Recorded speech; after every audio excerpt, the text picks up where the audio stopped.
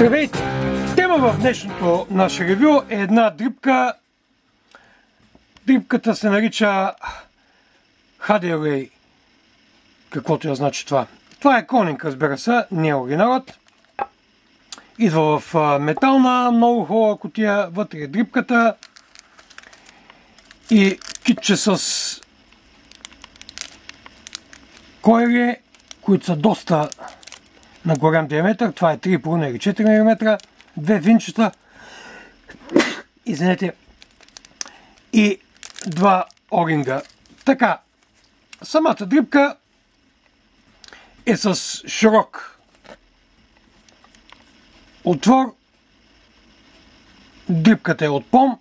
Външният диаметър е 12 мм, вътрешният е 10 и съответно въздуховода е 5,5. Дрипката трудно се сваря капачката, ако не е сложена на мод. Просто се издърпва. Това са двата оринга, които видяхте, резервните. Така, какво представлява вътре дрипката? Нека да взема нещо за показване. Така, най-напред какво прави впечатление? Прави впечатление, че изолацията е пик. Целият този корпус е от пик, като плюсовия пин лесно се сваря, когато отвием от тук. Hadley е на фирмата Psychron. Тук долу има съответно сериен номер и горе са двете винчета, които видяхте в резервата. Така, освен масивния изолатор тук, който е пик, виждаме, че дрипката е с много интересно захващане. Захващането е с цели пръстини. Може да сложите края на спиралата отляво, може да я сложите отдясно, откъдето искате. Това прави захващането на всякакви нестандартни, квадратни и дебели проводници много, много лесно и удачно. Мястото за разпорене на памуците е голямо и въздушните отвори са два от всяка страна, от тук и от тук. Съответно има отвори за въздуха и на съответните места в капачката. Цялата дрипка е от нераждаема стомана, разбира се. Като регулирането на въздуха става с въртенето на капачката на дрипката. Нямам голям опит в дрипките, но сега ще се опитам да направя една, най-напред да премеря просто колко тежи тази дрипка.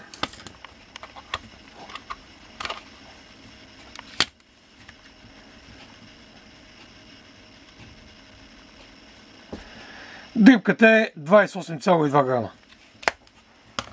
Външният диаметър съответно е 22 мм. Сега ще ви измеря и въздушните отвори. Отворите за въздуха, всеки отвор е дълъг по 3,3 мм. Продълговат са, като в другата дименсия са 1,7 мм. Не са много големи отворите.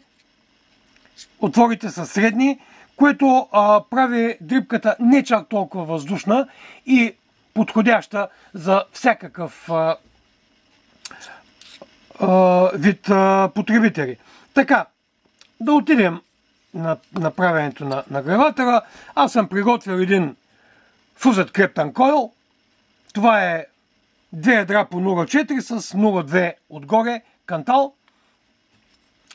И мислех да ги навивам на 2,5 мм, обаче току-що се отказах и ще сложа фи 3 мм за навиване. Ето го, фи 3 мм. Малко трудно ще навием по този начин върху това фи, защото захващането с тая машинка за навиване е малко неудобно.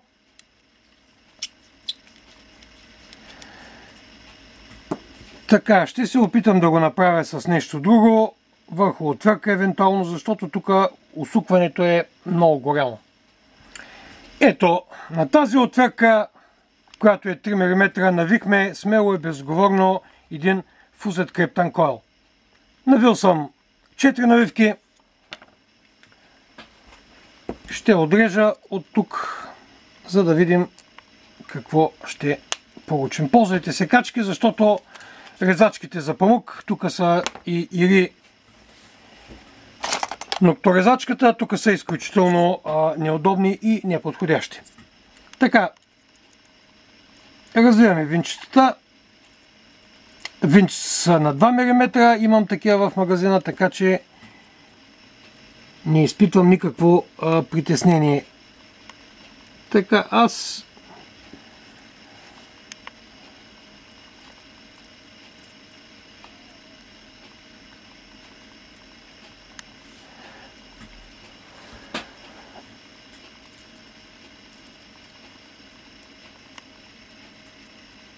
така, ето за какво са удобни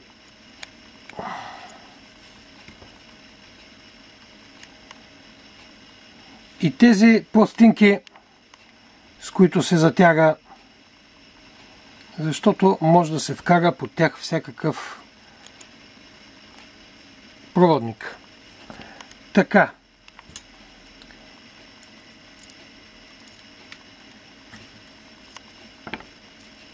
Малко съм с вързани ръце, понеже рядко правя дрипки.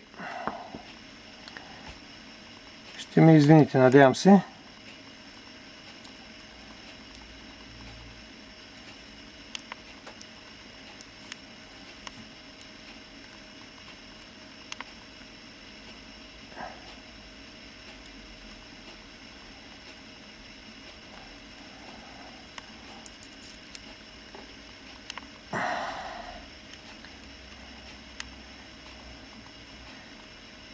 Гледам да докарам нагревателя срещу отворите въздушните, т.е. малко по-надолу. Така, сега горе-долу го наместихме, трябва и да го затегнем. Както и предположих, китайското винче сдаде багажа. Значи използваните винчета трябва да бъдат 2 мм по 4 дължина. Ето го въпросното китайско винче. Просто ръба на резбата сдаде. В момента съм навил едно малко по-дълго. Това е 2 по 5 и идва добре за двоен Крептан койл, за дебела намотка, но за малки намотки не идва никак добре. Така, това, което се забеляза при монтажа е, че притискаща пранка е с изрез, който влиза и тук, който му пречи при затягането да се върти, както и тук. И тази част е с кост, която позволява лесното влизане на проводника. Изобщо добре помислено. Така, нагласяме го горе-долу по средата и сме готови за слагане на памук. Аз ще използвам бейкъна, който ми е любим от много време насам. Едно парче.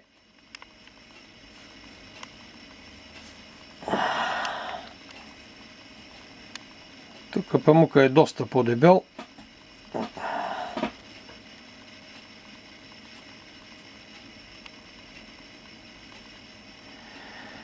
Така, нямам представа как ще се държи с такова парче памук. О, груба грешка направих. Най-напред трябва да го прогорим. Разбира се. Не знам на колко вата ще отиде. Приготвил съм си стария смок, който между другото е 50 вата.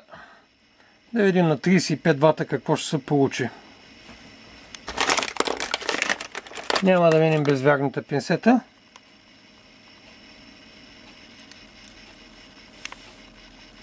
Ще загаса, за да се вижда по-добре.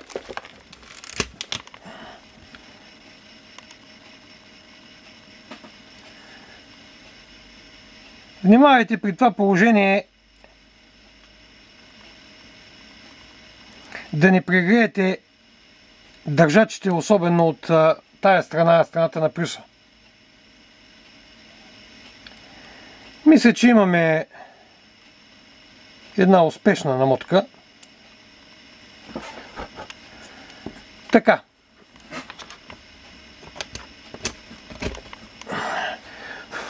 Чакаме го хубаво да изстине. И сега вече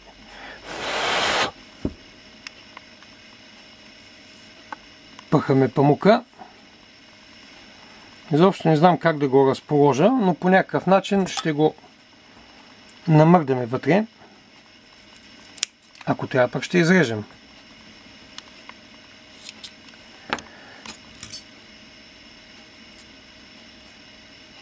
Просто подгъвам краищата.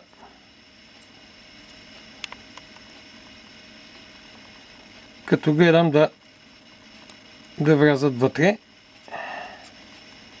Ето това крайче се опитва да излезе. Разбира се, когато се напои, никой няма да излезе никъде.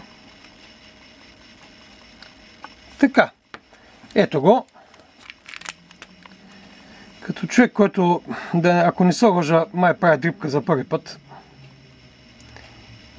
Въпреки богатия опит, който имам с всеки други изпарители, не си падам по дрипките, но се изкуших да пробвам. Напойте обилно. Тук течността, която сега попие, е единствената, която ще има.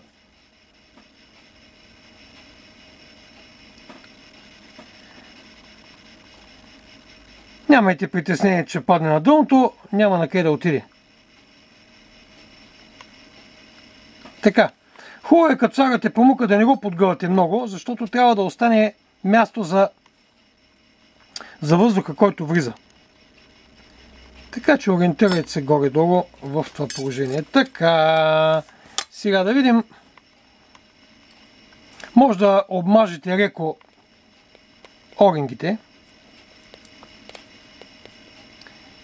за да се въртат или евентуално регулират по-лесно. И не ги скъсте най-малкото на първия път. Така. Оп. Ето тук някой не си е свършил хубаво работата. Този край изобщо не е изрязан както трябва. Минуса леко стърчи.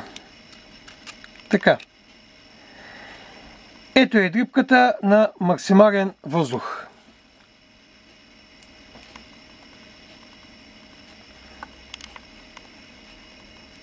Така, сега да видим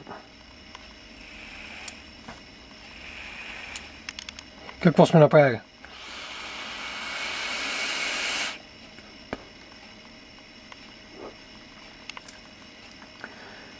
Три сивата е изходната мощност, между другото. Сега ще я завиша леко на 40.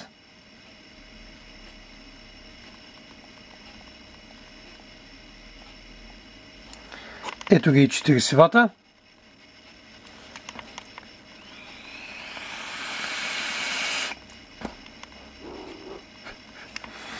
Сега, за вкусови качества на дрипката не може много да се говори. Всичко зависи до каква степен добре е просмукан памука, който има вътре. Но на базата на това, което съм опитал, ето тук малко дрипката се е завъртяла. Ще я завъртим на максимално отворено. Ето го. Максимално отворено от всички страни.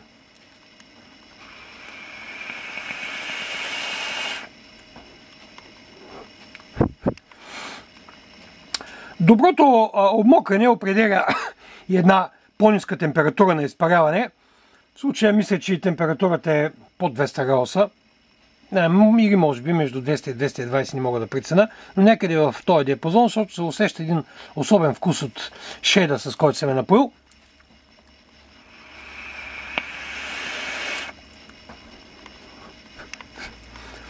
Какво мога да кажа? мога да кажа това, че дрипката е хубава по отношение, който не е свикнал да инхалира, така каже, по отношение на това, че отворите не са много големи. Отворите не са много големи, освен това могат да се регулират и това дава една така особен привкус и не особено голям въздух. В случая, освен това се получава доста компактен мод с изпарител.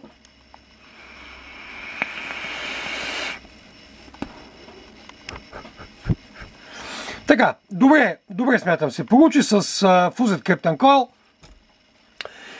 Това беше за дрипката HDRay на Psychron. От мен от Smoking Maniac. До скоро виждане!